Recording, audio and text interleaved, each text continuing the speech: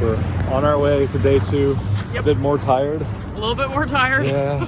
Walking through the snow. Yeah, it's very icy. I've almost slipped a couple of times. Yeah. Having to walk very carefully. It's colder, but we've still got enthusiasm and hype, right? So much. We're going to do the unknown event with Gavin tonight. Yeah. I'm really hyped for that. And a bunch of stuff before then. We don't know what that is yet. Don't know yet. Find out. It's going to be great. Yeah. All right, so we get back to the convention on day 2, and we were slightly later that day, so we didn't have to wait in the weird queue in Khazad Dûm again. That's right. But it was a lot more crowded on the whole. Yes. Like the first day, I think we ended up having to sit on the floor once or twice to eat or something, but like that was just a constant experience on day 2 and day 3, really.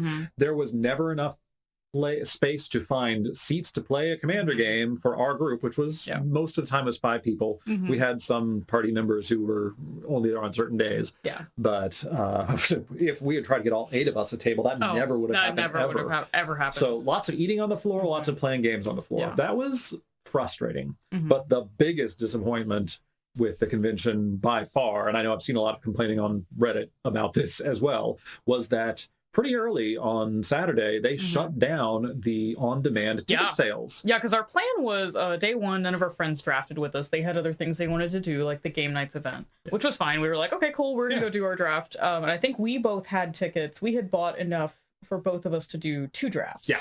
So we both had tickets to draft for Saturday.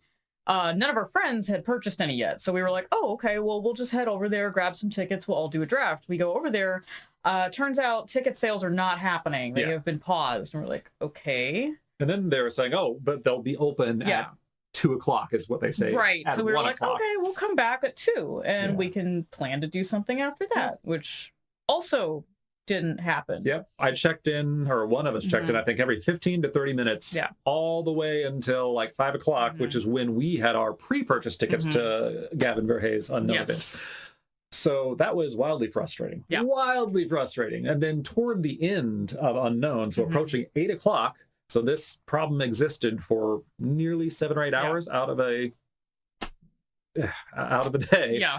They finally opened ticket sales again, and they were capped at 4 per person. And I've since, we ran over.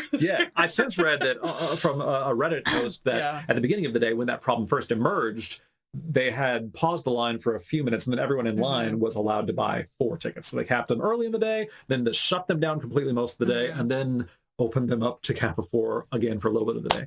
But adding the frustration, we could not get a straight story about why. Yeah. The most common thing I've heard, both floating around as a rumor and directly from the person who is standing at the end of the line where you would go to get the tickets, was that they were simply out of space. But occasionally someone else would say, oh, but it was a technical problem with our sales system. And I don't remember what the other things I heard were, but I definitely heard other explanations floating around. So it was poorly communicated and extremely frustrating. Yeah. And because it wasn't apparent it was ever going to get resolved. But it did at the end of the day. Yeah. And we were able to get one more draft in then after Gavin Verhey's Unknown. Yeah. Which at least we got on our 1 a day. And that we at least were able to check that box. It did end on a high note. But let's back up and talk about the Unknown event, because that was possibly the coolest thing that happened. That was incredibly cool. I think that was the only prepaid ticketed event that we purchased. We had no idea what it was going to be. Yeah. There were no details about it. It was just Unknown with Gavin Verhey. So it was like, this could be anything. And we know he has the reputation of handing out these playtest cards. So like it could be that, but like we had no idea what it was walking into this. On the con app, it was like, you don't need to bring anything. You will be supplied with everything you need. So I was like, okay. So we showed up for that. It was huge. There were 600 participants. There were 2 runs of this event. Saturday night and Sunday afternoon, and each one had 600 tickets. So 1,200 people got to experience this total. Massive group of people. Oh, yeah. But what it was sealed Commander. So we received... Sealed one-on-one Commander. Sealed one-on-one Commander. That is important. We received a black plastic bag filled with our packs. There was an assortment of mystery boosters, collector's boosters from not Markov Manor, from Carla Manor. And was it just regular play boosters too? Was it two? I forget what the last items were. But I think they were just play boosters. They could have been. Yeah. I want to say that's what we got in there. Oh, no. It was Ravnica Remastered. That's what it was. Yes. It was 2, 2, and 2. 2, 2, and 2. And then we were also handed these little packets of playtest cards, which are very different from the ones that I had gotten in previous mystery booster boxes. These guys... So you've seen the ones probably, or you can look up pictures of the ones online, and they, look very similar to these, but these are actually, it's a magic card back, and then this is a, printer paper label on the front. Which is I think this is what the mystery booster card, the playtest cards are meant to imitate. This style of playtest. Yeah, they clearly have a sticker printer. Yeah, they have a sticker printer. They are reusing cards because I can see Forest art through this. I suspect that doesn't really show. Oh no, you can make out the shape on the camera there. But yeah, you can definitely see on the corners of some of these. I see a border here. This was a red something or other. Yeah, or a mountain. Who knows?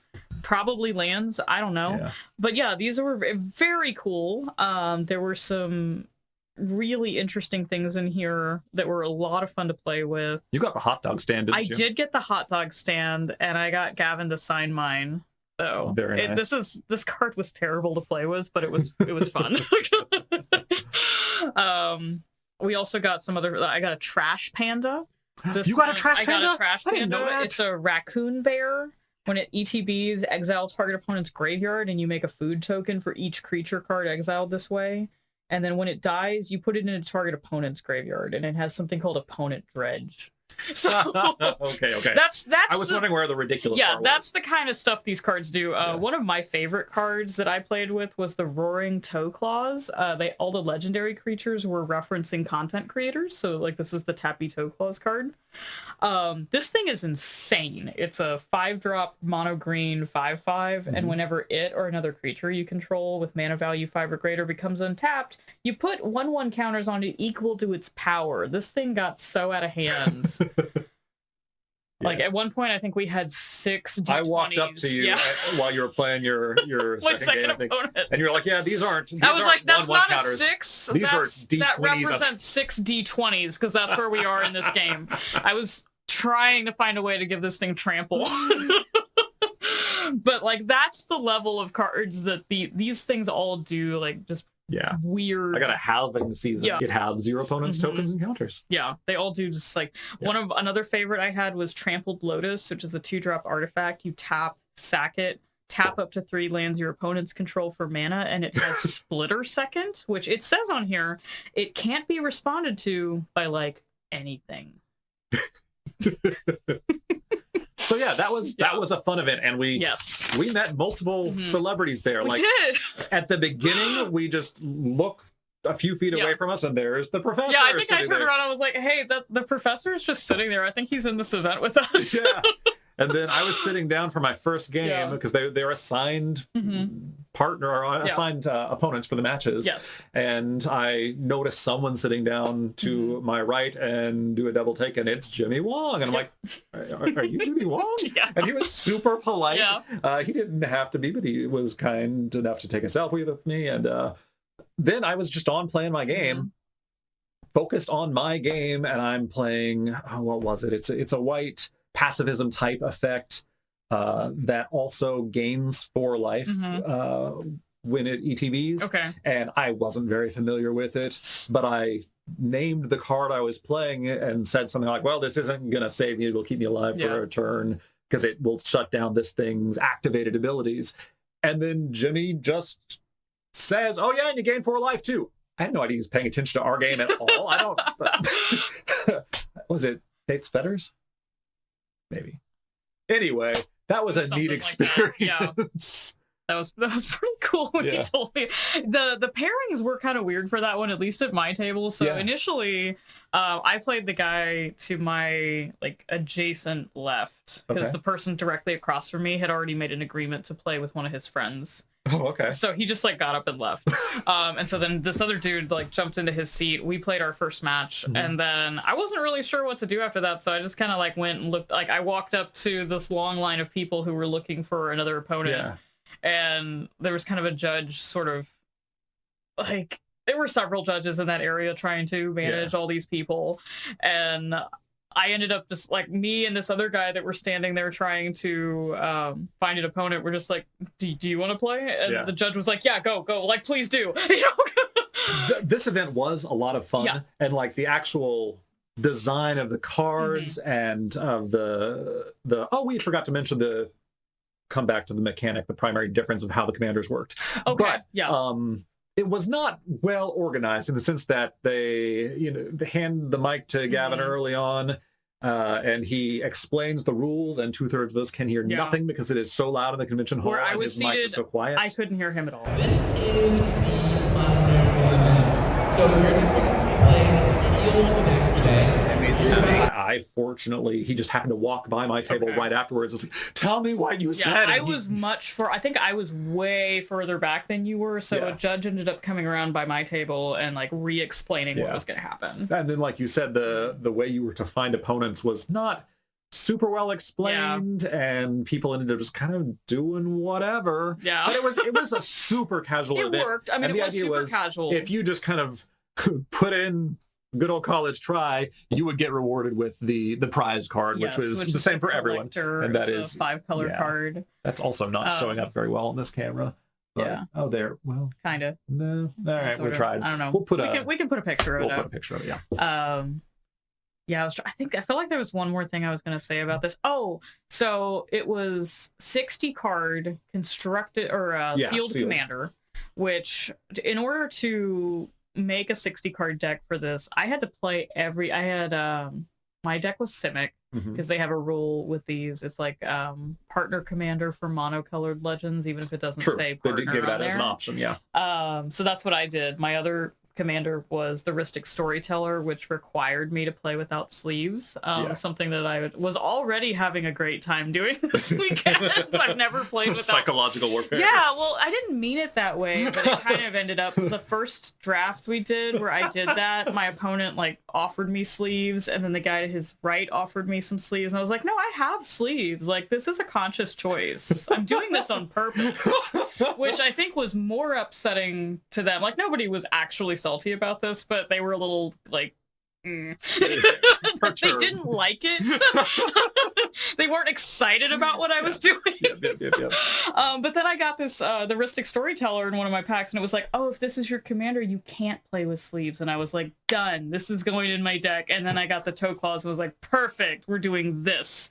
But to get to 60 cards, I had to play every blue and green card in my pool. Even though we had like 6 regular packs plus, I don't think this is a full-size pack. But we had a fair amount. Like, how many did we end up with? 9, 10, 11, 12 okay. cards here. So like we had a decent pool, but just to get to 60 cards, I had to play everything that was That wasn't great. Like, not just playable, but like everything that was playable in terms of the color I ended identity. up going with a 3-color commander, the Water Marrow. Oh, yeah. That I didn't really want to play. I wanted to play, I think, Golgari, because that's who I am. Yeah. But I did not have the play. I not only did not have playables, I didn't have enough cards. I had like I wanted to play black because that's who I am, and I didn't have enough cards to make that happen. So, but we still haven't finished explaining the rules. And the other rules deviation was that your commander or commanders start face down. Yeah, so and it's a surprise. They're revealed once they're played, and it's some truly unknown. Yeah, and some of the playtest cards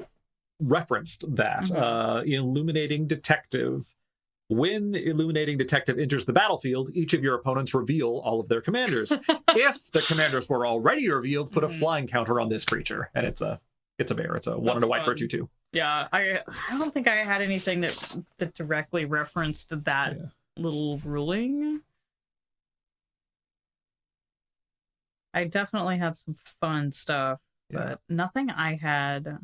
Oh, I do want to mention when we put the picture of the collector up there, I definitely plan to run this in my mystery booster sealed box because I'm gonna have a huge advantage because this one specifically mentions whenever you cast a signed spell or play a signed land, copy it. I think we might just have to cut this part because this is not the one I was thinking of. Oh, it's Windy City Elemental. So this is the one. Ascend MagicCon Chicago. If you attended MagicCon Chicago and control 10 or more permanents, you get the Windy City's blessing for the rest of the game. So only you get that benefit. Well, Yeah. and me and the other. You and like, Yeah. so basically this is going to be really good for like 4 of us and really bad for like the other 3 people that sometimes play with us. That's amazing. Yeah, Okay. I thought about that. I was like, oh, that's cool. Then I'm like, oh man, that's gonna be really crummy for some people. All right, so yeah, we did that event, had a blast with that. Yeah, it was a lot of fun. Finally got our some more vouchers. So we almost had enough for our group to play the next day. Played our last draft and headed home around midnight. Yes. It's day 3. It's windy and chilly, but it's not as bad as it was. Yeah, it's not. It's nice, bright, sunny day. Yeah. First day was awesome. Second day, lots of overcrowding, a little bit disappointing, but like there were some fun bits. Space issues. Yeah, we're undeterred. We're gonna go do something with rectangles. I'm gonna draft Mono Black today. I don't care. Yeah. That's my personal goal. Goals. Let's see, day 3. Oh, right. Yeah, so we were back to normal with on-demand ticket sales. Yeah, we showed up and just nabbed those immediately. That was our priority number 1, was like, we have to try and make this happen. And then I think we all had things we wanted to see that morning. I wanted to see the Lords of Limited live podcast. That was the main thing that pushed me over the edge to wanting to go to this particular convention. And that was relatively early in the day. And then a bunch of the group wanted to go to the panel. Yeah, so there was a Art of Magic panel that a bunch of folks wanted to attend, myself included, which we were like, yeah, we can make time for that. Like, this all kind of lines up with our planned schedule. We should still have time to draft. Yeah. That'll probably eat up most of the day. Maybe we wouldn't have time to do like another event, but we'll be able to like walk around, maybe get those last few signatures we're missing, pick up any last minute impulse buys. But yeah, so we went to the art panel, and we'll have to look up a picture because I don't remember everyone's name. I'm so sorry. But this was moderated by Vorthos Mike. Ristic Studies was there. I think her name was Tatiana. Yes. With, I believe I still have one. You got the merch. I don't have all of it, but I have a. You own it. It might not be on your person right now. It might not be on my person, but I'm pretty sure I brought. She is with TD Art Gallery. And then there was another woman there who was a longtime player and art collector. I think she was the 4th panelist. So they did a really interesting review of like their top 5 magic, like best art of magic. Yeah. And they established their criteria. You know, they were looking for really like technically well done pieces, things that would be worth hanging in a gallery by themselves, independent of their connection with the Magic the Gathering card game. You know, and they did also mention sometimes we just like what we like, and there were some pieces they selected because they enjoyed them. Those pieces spoke to them. And I left feeling really inspired about stuff that I want to do for this channel and things that we should definitely talk about. Yeah. Really hyped to do more art related. I'm always about more excuses to do top things. Yeah, I liked the top 5 formatting. Yeah. I liked how then I think the next one we do, I really want to set out like kind of our criteria of like what we're looking for in these pieces, because a lot of my picks have just been like, I just like this, which is fine, but I appreciated how they I kind of appreciated how they went through and explained some of those things. And it was really cool getting to meet those people. They're all wonderful to talk to.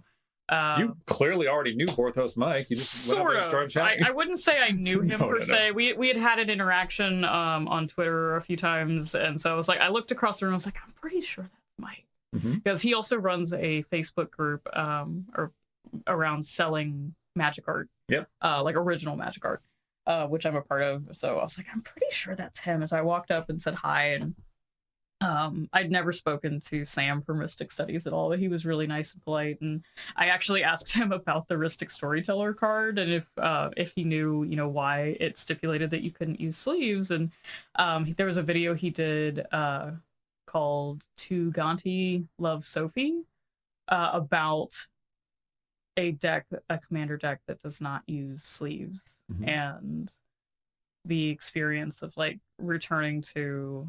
This is not one of his decks, it's someone else who has this, but it's like he talks a lot about like, you know, the concept of we have these objects and some of them are valued very highly monetarily. But like, they're cards, they're meant to be played with, they're game pieces, and most of the time when we're interacting with them, they're separated from us with plastic, sometimes multiple layers of plastic. So I got to talk to him about that. I'd never seen this video. I actually just watched it earlier today. It was great. But I loved getting to talk to him about that in person. Yeah. Like, hey, can you tell me, like, I played with this card yesterday, can you tell me why I couldn't use sleeves? I had a great time doing it, but like but that was a really cool experience, and I loved all of their picks. And there were a few pieces that I don't think I saw any pieces that I had never seen before, but I saw some things in a new light after hearing the way they explained it. Yeah, that was great.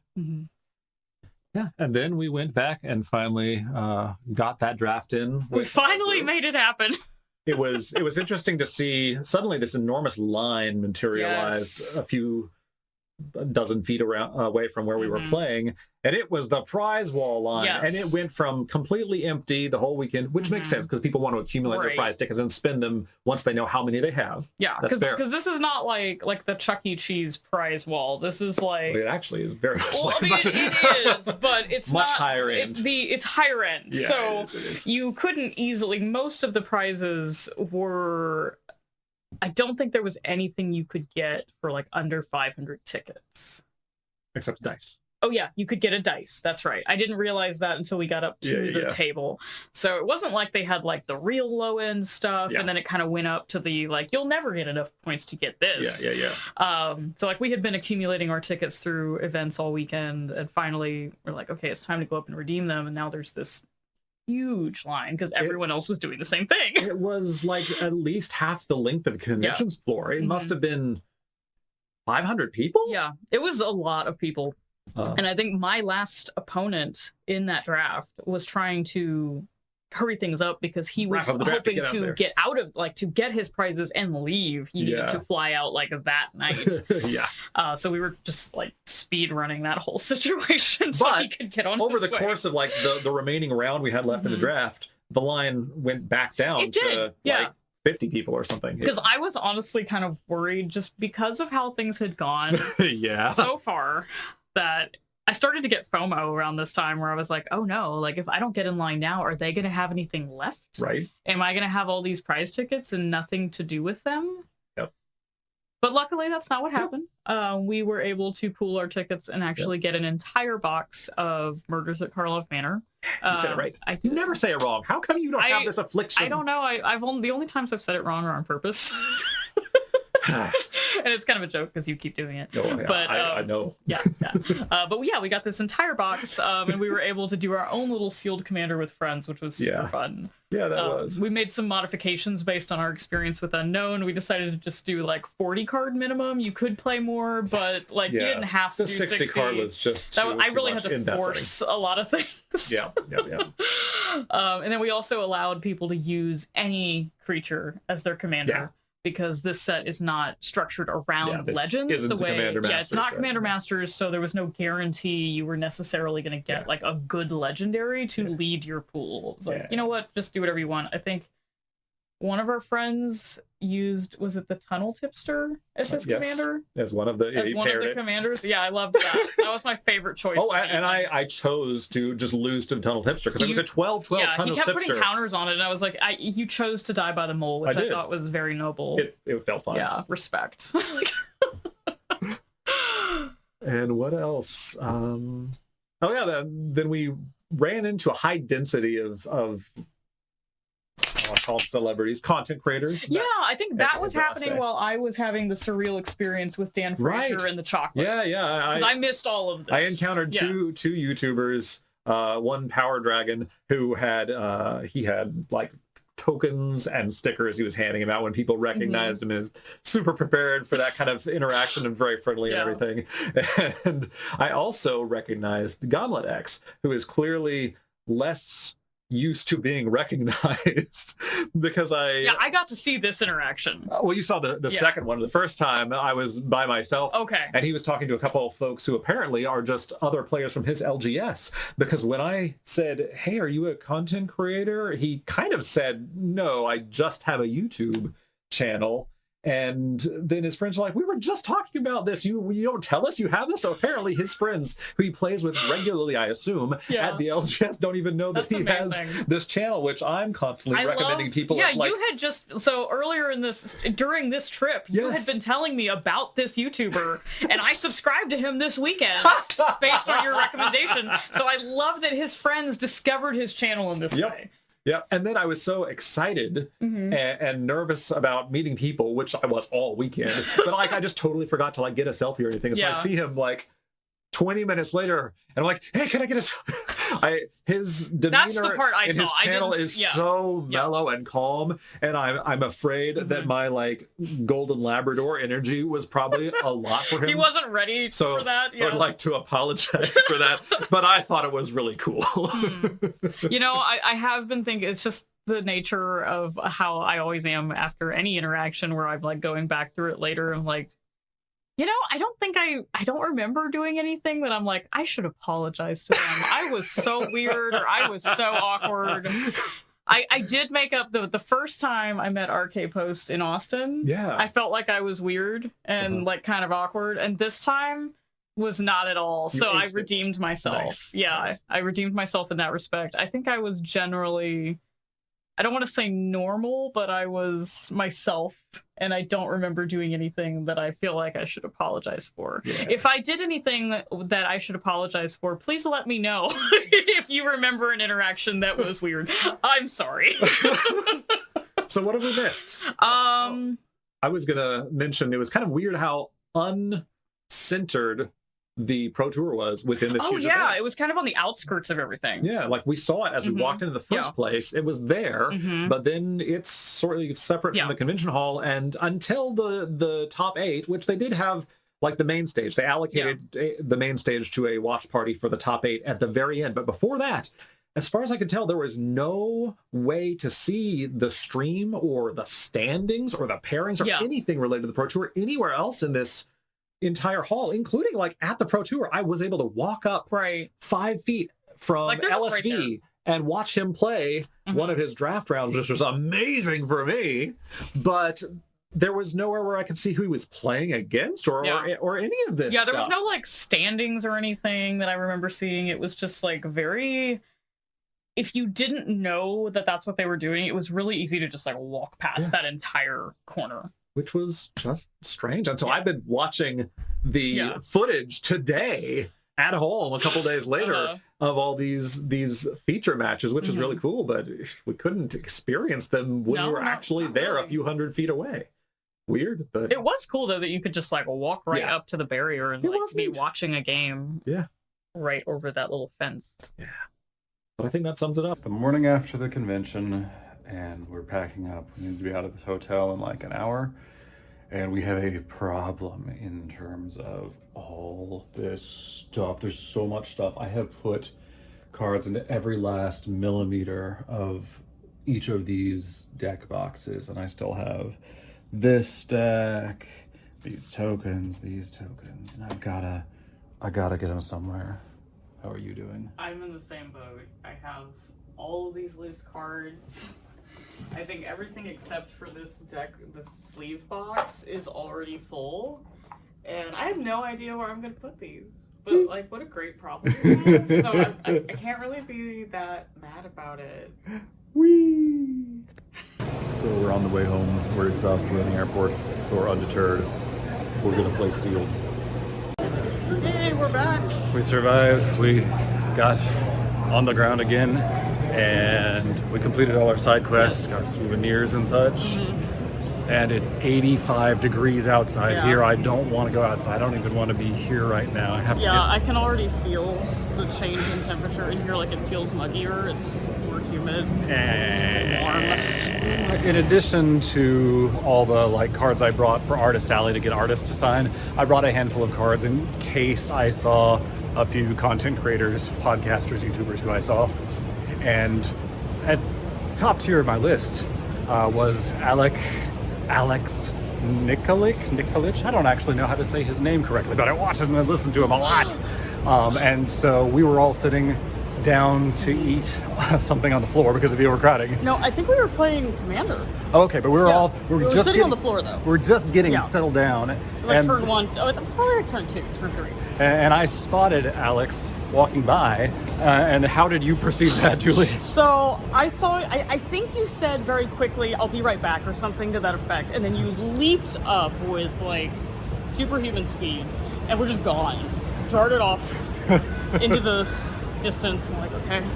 And then I see you go up to this guy that I don't recognize, and from my perspective, it looked like you dropped to your knees, or one knee actually, and it's like, our friends are still kind of ignoring what's going on. I'm like, is Derek proposing to that guy? Do y'all know who that is? Because I don't.